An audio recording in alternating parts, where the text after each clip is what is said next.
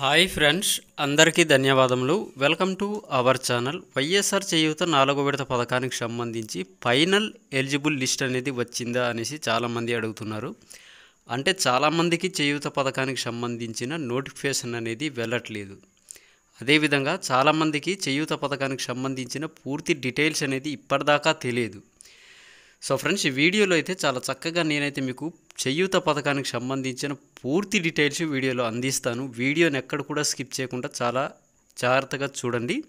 కంపల్సరీగా వీడియోకి ఒక లైక్ని ఇవ్వండి. చాలా ఇంపార్టెంట్ వీడియో ఇది. చాలామంది ట్రైబల్స్కి మరియు చాలామంది సిటీలో ఉండే వాళ్ళకి వీడియో అయితే తెలియాలి. చాలామంది అయితే అడుగుతున్నారు చేయూత ఎలిజిబుల్ లిస్ట్ వచ్చిందా అనేసి, ఇప్పటికీ అడుగుతున్నారు. అలాంటి వాళ్ళ కోసం అయితే వీడియో చేస్తున్నాను.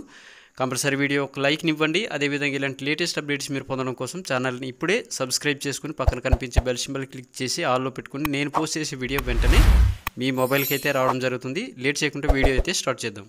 ముందుగా వైఎస్ఆర్ చేయూత 4వ విడత పథకానికి సంబంధించిన ఎలిజిబుల్ లిస్ట్ అనేది ఆల్రెడీ గవర్నమెంట్ అయితే రిలీజ్ చేయడం జరిగింది. మీ గ్రామ వార్డు సచివాలయాల్లోని మీ యొక్క నేమ్స్ అనేది చూసుకోండి.